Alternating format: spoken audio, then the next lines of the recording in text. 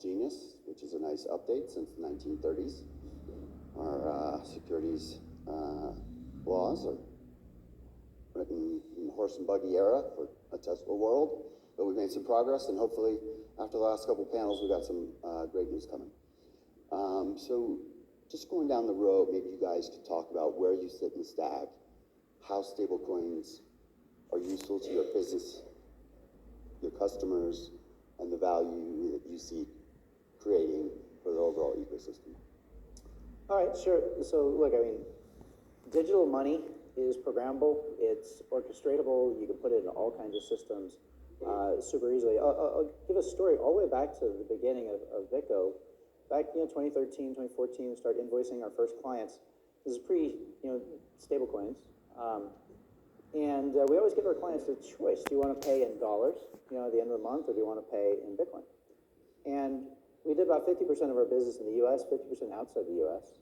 And within about 3 billing cycles, almost every single one of our international clients switched from dollars to Bitcoin. Everybody initially wants to pay in dollars. Nobody wants to give up their Bitcoin, especially back then. But they would all switch to Bitcoin simply because the rails of moving money, especially internationally, so painful. So that was maybe a more extreme example where you've got like larger amounts of money, I guess business money that's moving and is international in the early time with Bitcoin companies. But the friction of moving money is there, and we all see it. Our banks run very poorly. You've all had an experience trying to wire money from somewhere to somewhere. Bank charges you $100 and can't even get the wire through. What kind of business is that? You fail and you still charge the client. All right, so stablecoins are absolutely going to become the dominant payment mechanism in digital assets. At BitGo, we built this thing, we call it the Mint Burn Center. At this point, you can mint, you can burn at almost no cost any of the stablecoins, convert them in all kinds of different ways. Our clients have a real issue. They need to be able to get kind of in and out of these things. The entire industry is building liquidity, and liquidity is key. Any asset you're going to hold that you're going to use as a payment rail, you need to know that you can get to and from wherever else you need to be. So it's had a major impact. It's an impact on trading. Of course, we've got the Mint Burn Center. It'll continue on payments. I think the next step is getting micropayments going, agentic payments going. All of these things are happening, and it's going to come really fast. Yeah, kind of expanding on what Mike was saying, right? I think our viewpoint is that at the end of the day, whether it's tokenized money, digital money, stable coins, tokenized deposits, CBDC, whatever you want to call it, the reality is that it'll be many of these things in different markets around the world as various regulations come in and there's different incentives for various parties. Our viewpoint is that to an individual consumer or a business, does it matter? Should it matter? Like no one here really cares or knows what banking core their partner bank or their bank that they use on a daily basis works on top of. They also don't know, hey, which bill you have in your pocket, like what Federal Reserve stamp is on it. It really doesn't matter. And so our viewpoint is that like ultimately, the whole purpose of money is utility. And Rain has been working on building the utility layer for all money, whether it's to bridge it backwards, to interacting with fiat rails, whether it's moving ahead, to providing programmability for any type of money, for any type of purchase or transaction across any blockchain, for any token, for any user.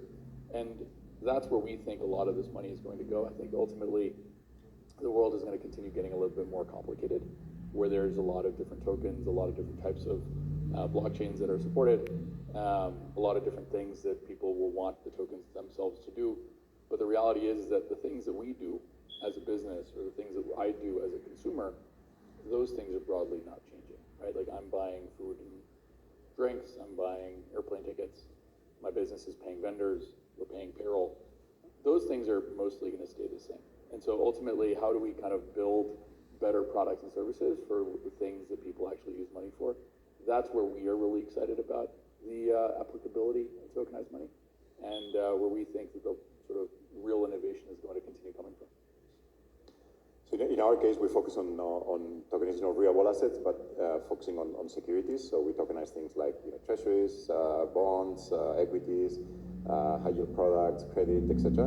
And when you deal with securities, every single transaction involves also dealing with dollars as a counterparty, right? Whether you need to trade a security against the dollar, whether you need to, pay a dividend, whether you need to invest on a fund, etc. So the whole promise of why tokenization of securities or tokenized securities are superior is because on the same ledger technology, you can actually represent with the same underlying technology a dollar and a security. So stablecoin is a tokenized dollar, and tokenized securities are the counterparty. So everything we do, when we actually do it in conjunction with the stablecoins, it becomes better. We can do instant investment on a fund, and receive stablecoins and mint securities instantly. So your funds are deployed instantly. We can do instant settlement on chain by swapping stablecoins against let's say equities. We can distribute dividends in a very efficient way by just distributing stable coins to wallets, knowing in real time what the balances are, etc. So the whole, idea of tokenized securities is predicated on the fact that you have also tokenized dollars alongside. So when I started the business, I think Tether was the only one that existed, and it was like $1 billion. USDC actually launched in September 2018. So the fact that now the stable coins have scale and have like around $200 billion is something that benefits also our side of the business, because we can then use tokenized securities in a better way. So I think the important thing to recognize with stablecoins is it's really solving two things. One is a better rail, 24/7, instantaneous, programmable, cheap, et cetera. And then you have an account structure. And an account structure means that someone can hold it without needing an intermediary. And that's what you get with a stablecoin that is so powerful. Just upgrading the rails, that's really great, that matters. But where you're really seeing, I think, the innovation happen is where you can add the account structure element into this as well.